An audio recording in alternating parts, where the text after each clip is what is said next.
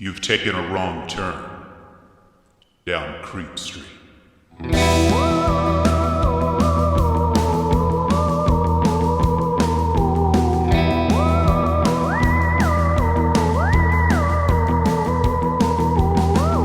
Citizens of the Milky Way, my name is Dylan Hackworth. I'm Maureen Bogey. And this is Creep Street. As always, up top, feel free to follow us on Twitter at Creep Street Pod, Facebook and Instagram at Creep Street Podcast. We also have a Patreon, to which right now I'm going to give a shout out to our Patreon subscribers at the $10 level. As always, the Dream, James Watkins, the Madman, Marcus Hall, the British Bonebreaker, Bex Martin, the Tenacious Teresa Hackworth, the Finnish Face, Via Alongfist, and a newcomer, the oh-so-suave Sean Richardson.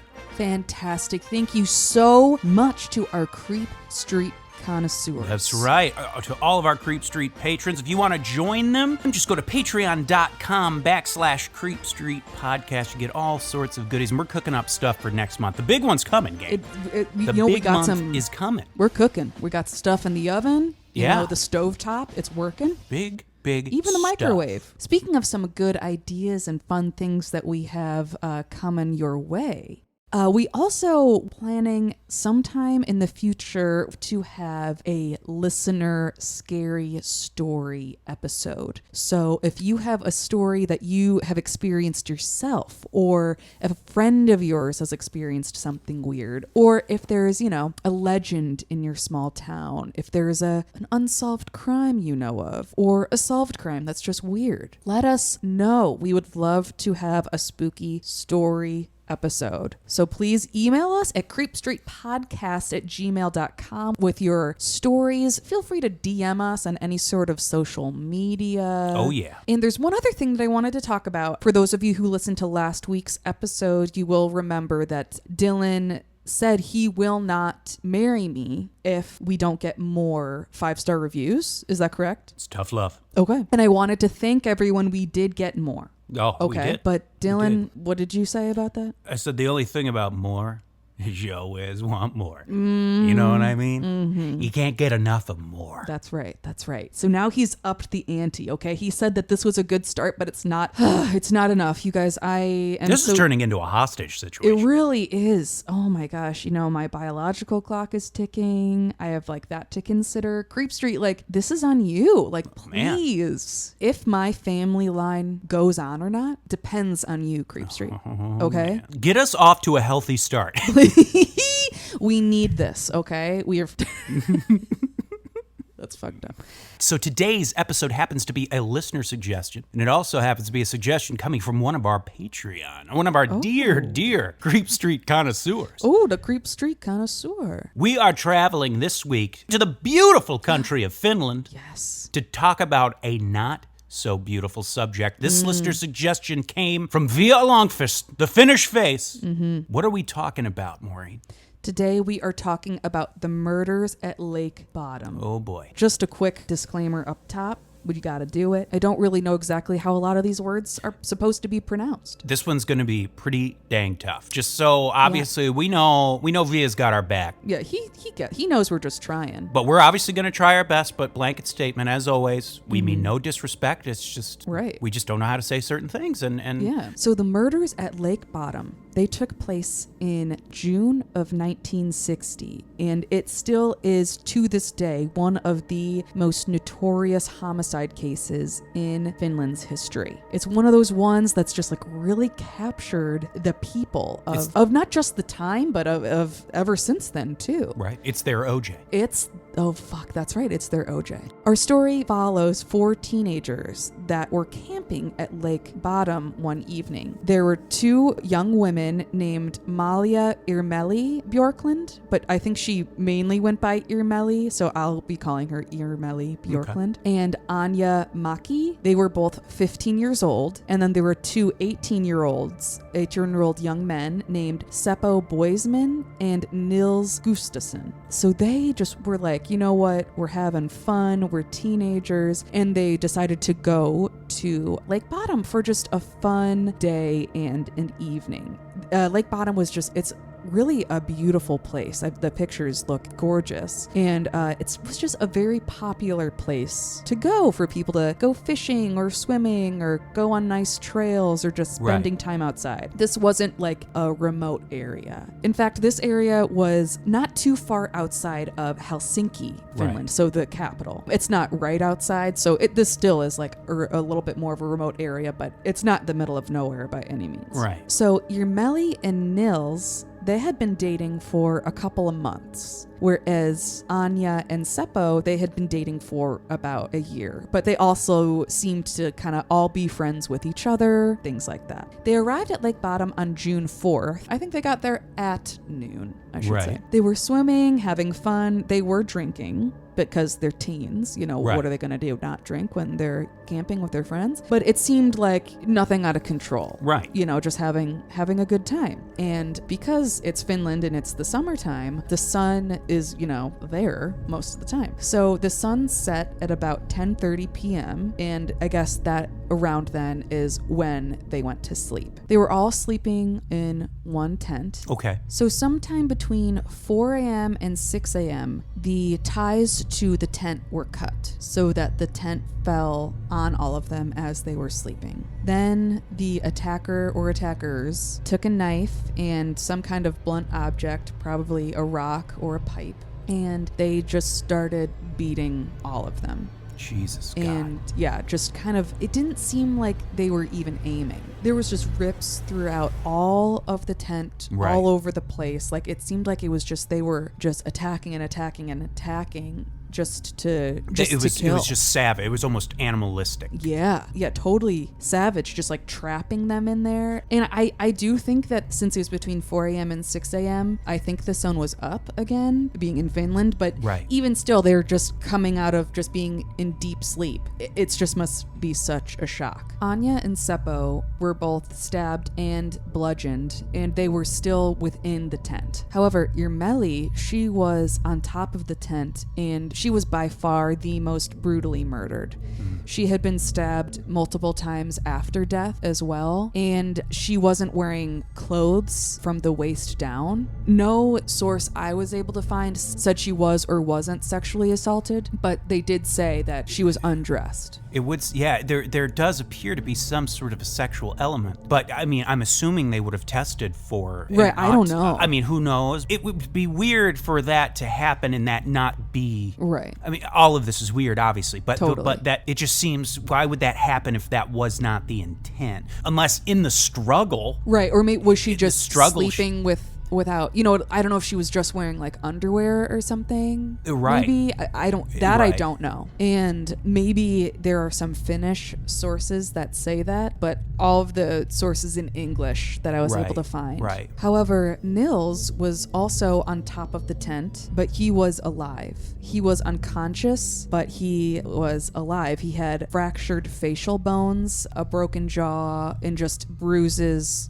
all over him, and he was pretty badly concussed, as you can imagine. At about 6 a.m., a group of boys were bird watching when they said that they saw a man walking away from the campsite, the very tent where these teenagers were. And they said that they saw a blonde man walking away from the campsite, but they didn't really think anything of it because it just could have been anyone walking away or whatever. Some sources even said that the boys even noticed that there was a person or maybe two people laying on the tent, but they were young boys and they didn't really think anything of it. They thought that maybe they were just like falling asleep stargazing or something. So these boys did say they saw this blonde man walking away. However, in Finland, like 80% of the people are blonde. Right. It was not super helpful. But thanks to the boys for trying, But then later at about 11 a.m., a carpenter was walking and he saw the crime scene and he immediately called the police. The police arrived about an hour later at noon. Don't really know what took so long, but they arrived like an hour later. What seems to happen in a lot of these true crime cases we cover, some very shoddy police work and detective work really, really hindered this case. The police arrived and they took a few pictures and they checked out the crime scene, but they never really closed the crime scene. Right. Pretty much immediately, a crowd started to form, and the police kind of just let the people in the crowd come forward, take a look for clues, looking for maybe the murder weapons, this knife and this blunt object. Right. But in doing so, a lot of these people had the best intentions, but then they just completely ruined this crime scene. So the town was very close then to if people are gathering around, that means the town, it's not like this was a very secluded place. Okay. But the police did notice some weird things, like a couple items were missing from the tent, but not necessarily the things you would think. For example, both of the boys rode their motorcycles. Okay. Because they're, cool teens. Their motorcycles were still there, I'm assuming. Their motorcycles were still there, but the keys to the motorcycles were stolen, which is weird. Also, some pieces of clothing were missing, as well as his shoes were about 1 mile to 2 miles away. So that was very weird. And random. Right. Who would take your shoes, but then who takes them and then just drops them? The place where the shoes were found were not just in like the natural way out. You really kind of had to go out of your way to get there. It wasn't the easiest way to leave. Well, and also, I get why someone does that to a body, hides a body. It'd be like if I murdered someone but took their gloves and hid them. It's just like, what? Okay. Right, it's just like weird. The only thing I can think between the shoes and the taking of the motorcycles was maybe that on the off chance they thought if one of them's alive, they wouldn't be able to get anywhere and they just die out in the maybe that's why you get rid of their shoes so they can't really get far on foot. You take the keys to the maybe. It's just like insurance that if one of them's still alive, maybe the elements will get to them before anyone else can. But at the same time, if they're not that far from the town, it just makes, it's weird. I don't know. Yeah, that's a good point. Another thing that kind of messed things up in terms of the investigation, and I'm not sure exactly why the police did this, but the police did have some military support come in, like some soldiers come to check out the crime scene, and I don't know all the details, but it really seemed like it was a too many cooks in the kitchen situation. Nothing about the crime scene was really well preserved, and it just kind of like in this mass hysteria kind of trying to find clues and evidence that everything just kind of ironically was destroyed. Wow, yeah. But it doesn't seem intentional. It seems like it was just... No, right, yeah. It just seems like it was just like incompetence. Incompetence, okay. Yeah. The police asked Nils what he knew, but he obviously wasn't able to say much. Right, he's broken jaw, he's fractured skull. Exactly. He was like, I don't really know. He said that he remembered maybe that this person was wearing black, and he did say that he saw red eyes. Red eyes. Which is scary. Wow, okay. Makes you think. But also you have to remember he probably just woke up had a massive head injury. Right. He's in a supreme state of distress. Mm-hmm. He's being beaten and he's waking up from sleep. Obviously, we don't have any way of knowing for sure what he saw, but apparently it was, something with red eyes. Yes. So later, Nils was even hypnotized to try and figure out if they could get any more information out of him as to who attacked them. Because at this point, they really weren't sure. So they hypnotized him. And, I'm all about hypnosis. I think it's a great tool. Mm-hmm. But, take it with a grain of salt, because he said this doesn't mean it's absolutely true. However, he was able to recall that it was a mid-sized man with a round face and long blonde hair. He had big lips and acne on his forehead and cheeks. Nils also remembered that he tried to climb out of the tent, but the attacker kicked him in the face when he tried to get out of the tent. Oh, okay. So this might explain why he was outside of the tent while Seppo and Anya were still inside of the tent. Right. While he was hypnotized, he also remembered something, which was all four of them did go to bed at about 10:30 p.m. Okay. But Nils and Seppo actually woke up not too much longer later. They weren't able to go to sleep, and they actually both got out of the tent. They went to the lake, they fished for a little bit, and then they went back to the tent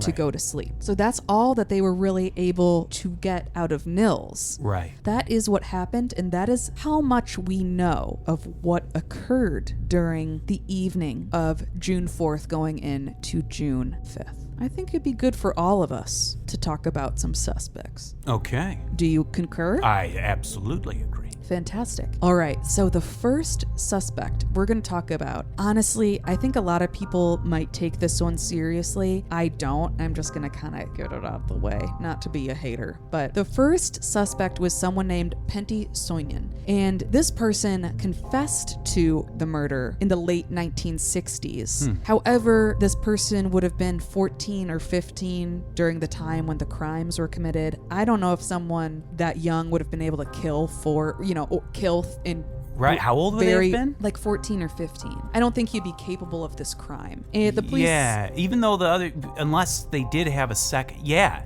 The police did question him. However, they said that the confession was not valid because they considered him to have some mental illness issues. Okay. And unfortunately, he did hang himself on the anniversary of the murders in 1969. So we're thinking about, I think that this is an unfortunate case of mental illness, and for whatever reason, this case really stuck out to this person. Another suspect. Now, this guy, you guys, I'm interested in. Creep Street, okay? Let me know what you think. His name is Valdemar Gillstrom. Okay. And he was this kiosk man that worked in the area. He had a little kiosk in Lake Bodom where, you could get like little snacks or like, I don't know, things like that. But for some reason, this makes no sense because of his job and what he does all day, but apparently he was just like a grumpy goose and hated everyone. He hated campers and he hated kids, and it's like, okay, well, you look where you work, like I understand life is hard, but like you gotta just get yourself happy, dude. It's like Mr. Filch in Harry Potter. It is, where you're like, sir, it's like, why do you work here if you fucking hate kids, guy? You hate it. Don't have a good life. Listen, Creep Street, you deserve to be happy, okay? If you are working in an environment that makes you want to kill teenagers, then get a new job. Get a new job. You deserve it. Don't kill teens, okay? Yeah. Anyway, so this guy was so known to hate the campers and just kids, and that sometimes he would even put like razor blades on the apples he was selling, which was said to be kind of a insurance against stealing. But then it's like, okay, well, you have essentially knives on fruit that you're selling. So he would so he wouldn't like put them in it like so you would bite it, like hide it. He would put it like on the outside. I don't really so you know. could see it. They didn't really make it if he clear. was putting it in food so that when people would bite it and shit, that's fucked up. I don't think it was. I don't know. That's evil. Yeah. Everyone, like, no one was just like, oh, he's weird. Everyone was like, this guy sucks. Yeah. We hate this guy. And he even would sometimes throw rocks at kids as they passed by his house or his kiosk as well. And he worked at this? Yes. Jesus. It's like, dude, you don't have to like fucking be here. But apparently he confessed drunkenly to a neighbor to these crimes. But unfortunately, like with the previous suspect, a lot of people were confessing.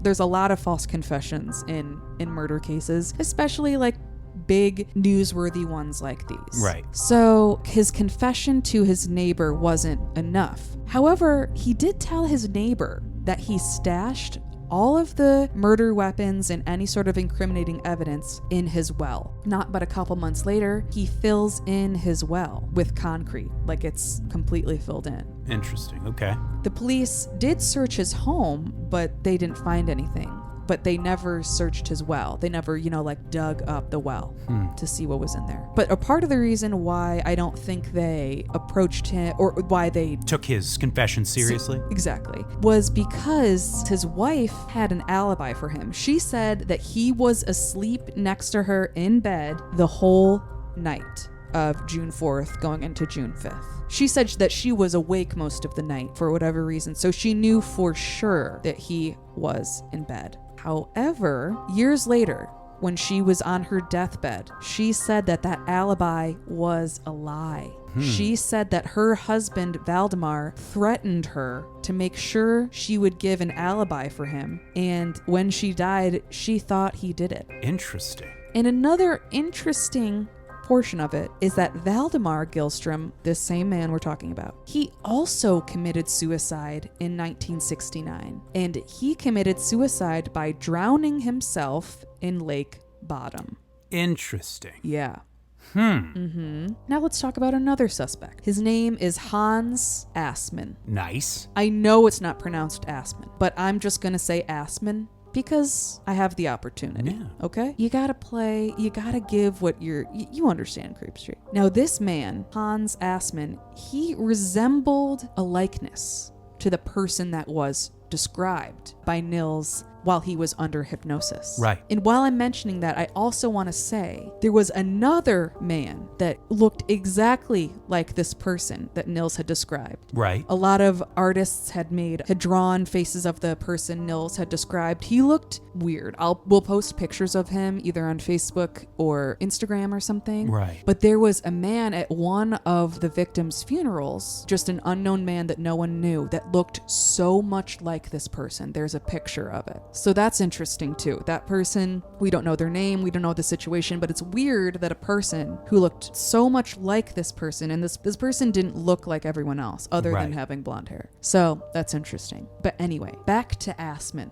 Hans Assmann also fit the description. Hans was a KGB spy. Now, the KGB spy part is rumored, Right. but seems very real. Very interesting. I wasn't able to get a firm answer as to if he definitely was a KGB spy or if he just probably was, but it seems like it's a pretty good chance. But something about him for sure was that he was a former guard at Auschwitz. Oh, so Yes. this is a nasty bastard This we're is talking about. this is a monster. Quite literally manning the gates of hell. Yes, exactly. So people got a bad feeling about him. Yeah. And on June 6th, okay, the day after the murders, he went to a Helsinki hospital with black dirt under his fingernails and covered in some red substance.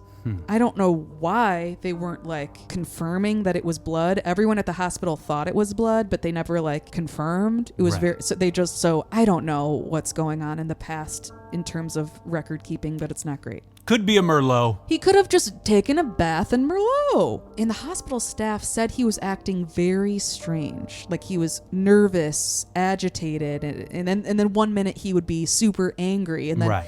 the next minute he would be pretending to be unconscious. Jesus. You know what they were like, we're in a hospital, we know you're not unconscious, Police questioned him, but he had an alibi. I couldn't find out exactly what that alibi was with the English articles, so police kind of closed that down. But he lived very, very close to Lake Bodom. He had a really nasty reputation. He fit the description. Right. He showed up at the Helsinki hospital with injuries that would align with an attack such as this. Right. He wasn't gravely attacked, but they were still fighting back somewhat. Later, he was a person of interest or possibly connected to many murders in Finland, at least 5. But he had very strong political connections. People thought he knew some of the police, and because of the KGB connections, maybe Right. he knew some of this and that and whatever. So there's also some sort of thought there that maybe he was let off because of his connections. Interesting. Okay. But he did have long blonde hair and cut it right after the murders went public. Now let's talk about our final suspect. Some of you might have been wondering this. This suspect is Nils himself. But it was interesting. It wasn't until late March of 2004 that Nils was arrested for the crime. 2004? 2004. He's full man. He's okay? a full-grown man. Yeah, and he's like, what the fuck? So they arrest him. They say that with new advancements in technology and with more DNA evidence, they were able to say that it was Nils conclusively. They even considered the case solved. It was Jeez. insane. Okay. And he was like, no, that's not me. And they also were saying actually, Nils has been a number one suspect from day one, actually. Which is What? no, he wasn't. They're just, I don't really get it. It's very weird. The prosecution wanted life in prison for him, and by the time the trial happened, he had already been waiting in jail for about a year. So he was, in bad spirits, of course. But according to the prosecution's interpretation of the bloodstains, they kind of had a very different picture of what happened that evening, as opposed to what Nils said. What the prosecution said was they were drinking, which is always I think people forget what alcohol does. You know what I mean? Alcohol doesn't make you all of a sudden just be a murderer. Yeah.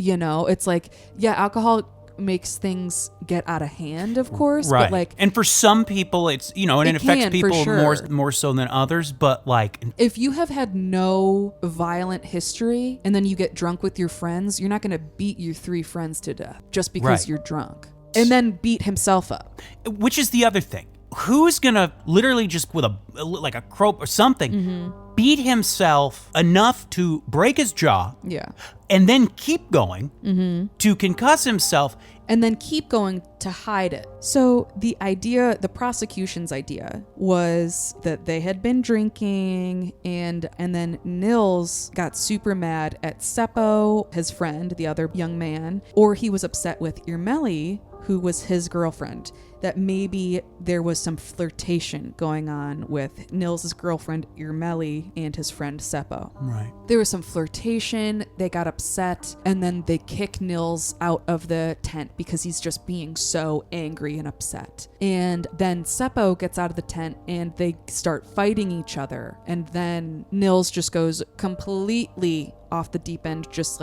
rage blackout, and just kills them all. Right. A lot of people say that makes sense with why Irmeli was the one that was most brutally murdered, because he was so mad at her. Which is interesting because when someone dies, unfortunately, who it usually is their partner. Right. Is usually what it is. So it is interesting that more rage was directed toward her. Yes.